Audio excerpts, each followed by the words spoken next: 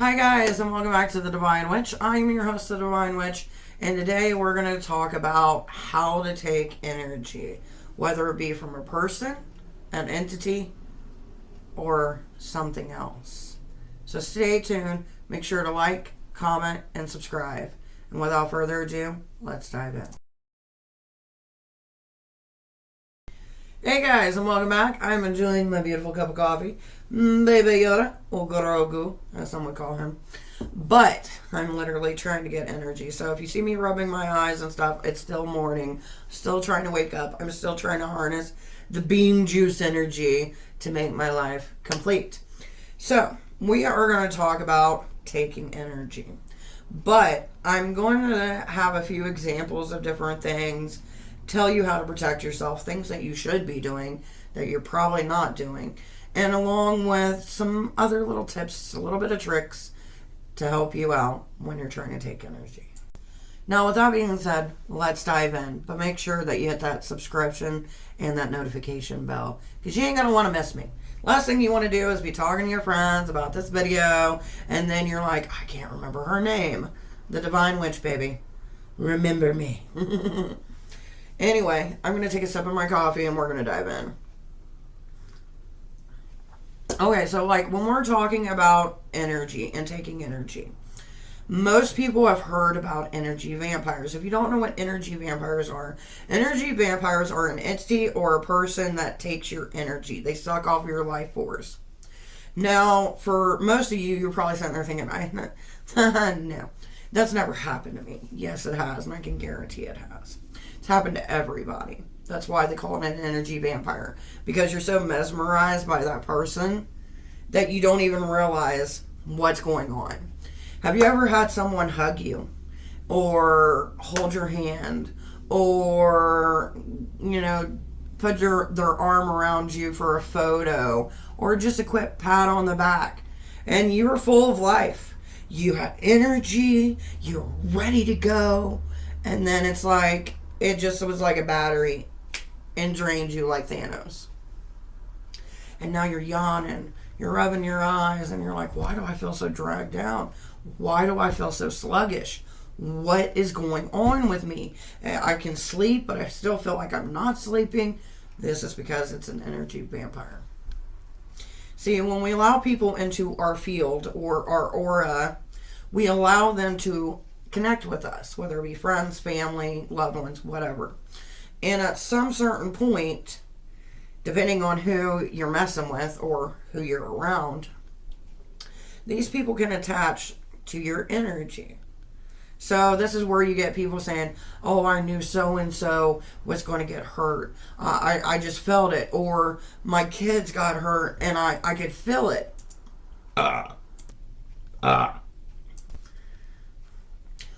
But you get that energy coming through, okay?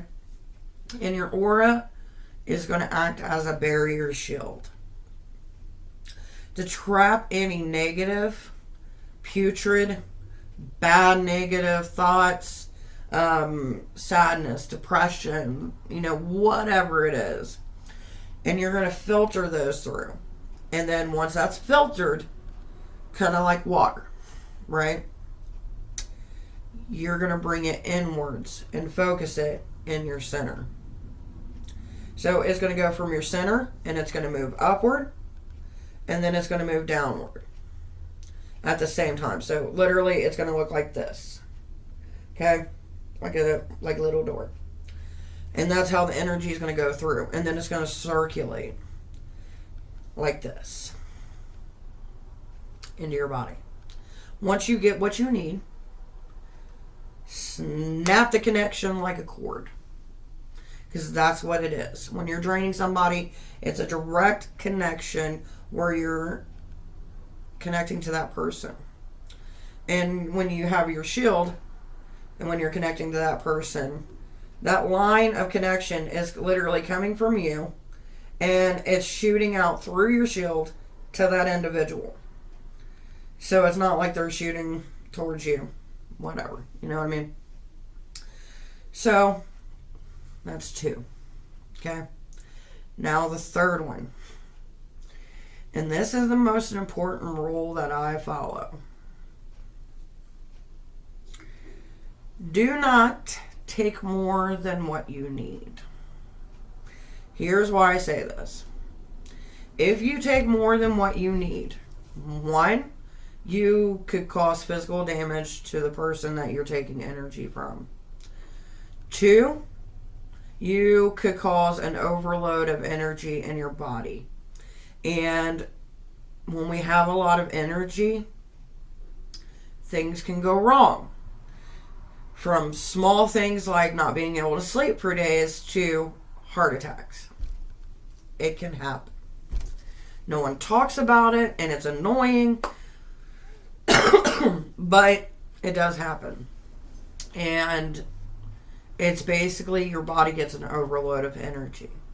So if you're in a surrounding with friends and you decide you're going to take multiple people's energy at the same time, and their frequency is so much higher than yours, and that energy all comes in at once, it's almost like being electrified.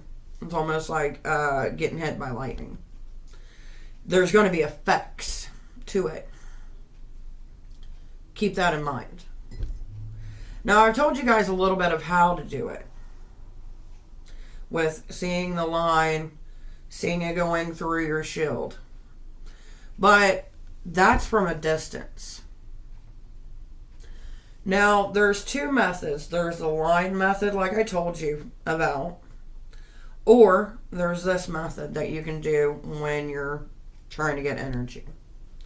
So if you're doing energy from afar, line is the first one, and then the vortex is the next one. Now the vortex is a little bit more tricky.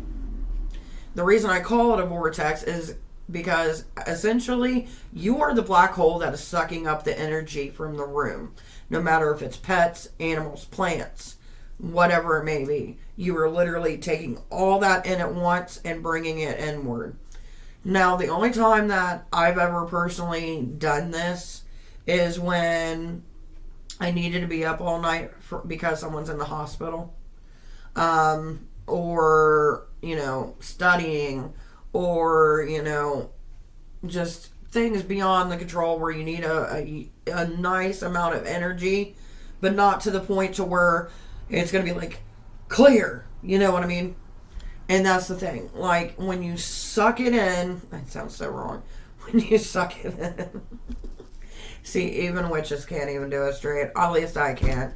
For those of you who are witchy witches of the witches, good, glad for you. I'm not that person.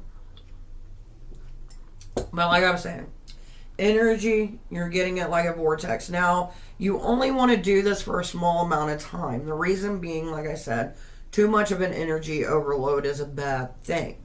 So, what I do when I envision this, because that's what you're doing, you're envisioning in your mind, and you're pushing your shield outwards, and the more you push your shield outwards, the more space that you're covering, the more energy you can take within, right?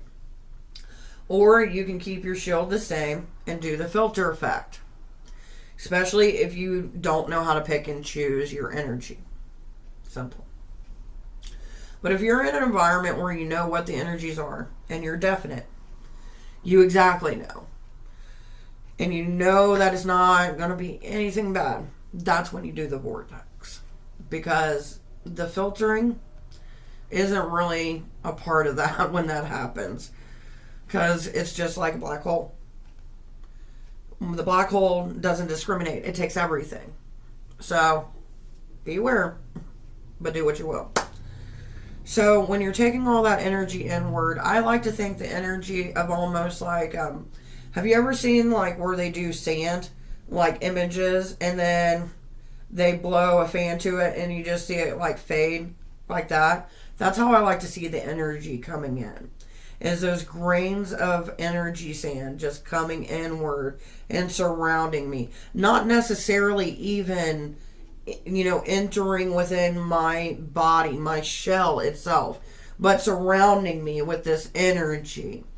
And it's almost like a protectant. Like, even if someone came around and took my energy, good luck to you, because you just got not mine, but you got something else as well.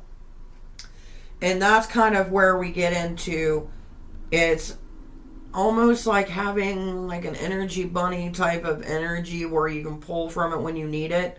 And it's like an inner aura instead of an outer aura for you. Okay? Hopefully this is all making sense.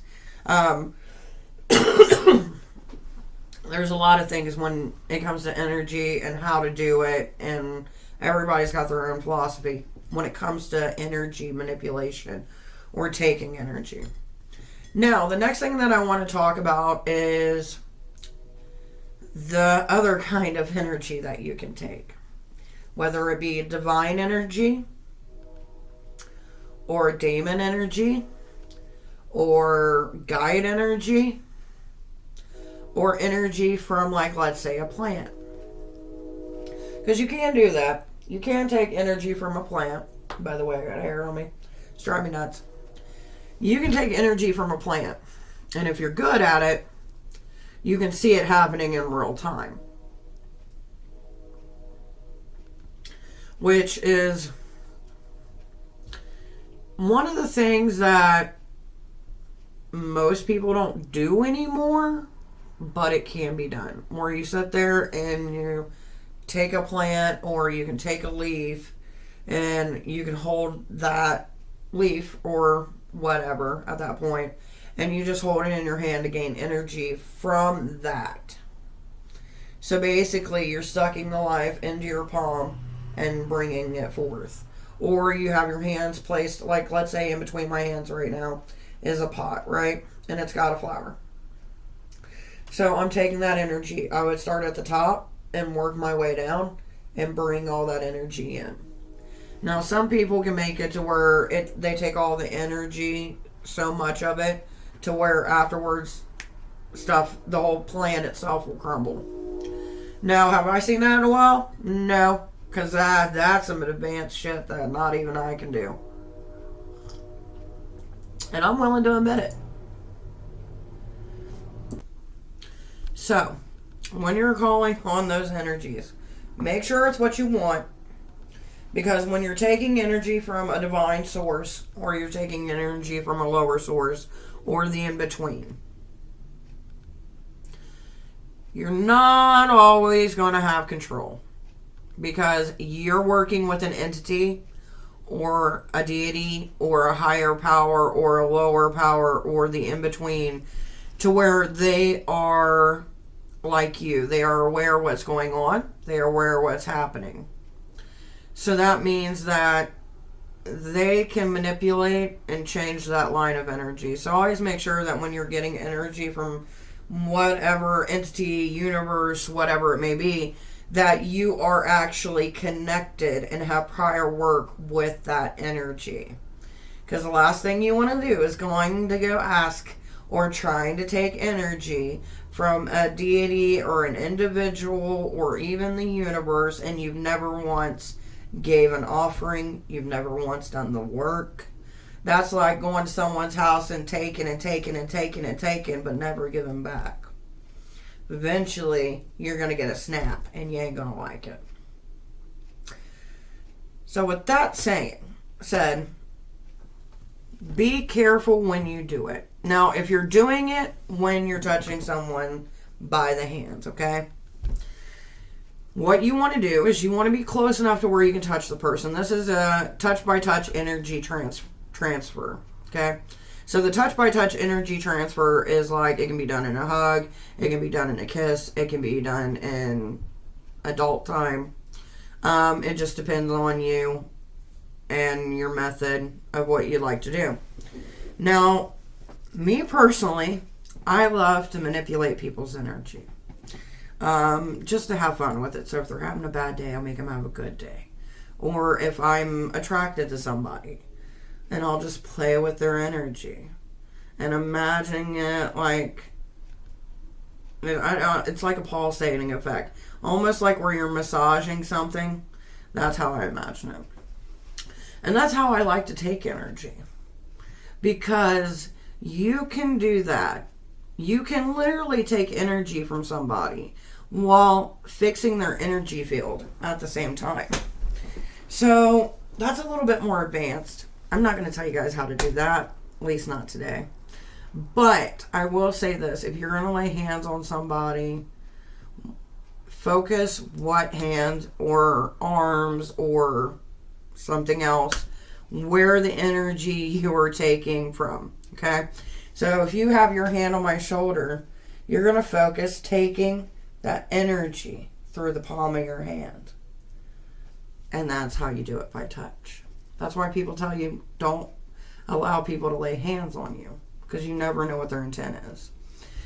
So hopefully this has helped you guys out, and hopefully, you'll learn how to do it and be wise and use it for good. Or your own moral compass of good, because here we don't discriminate. We believe all witches how they should, and we know that no two witches are alike. So with that being said, I bid you guys further adieu until next time. Goodbye.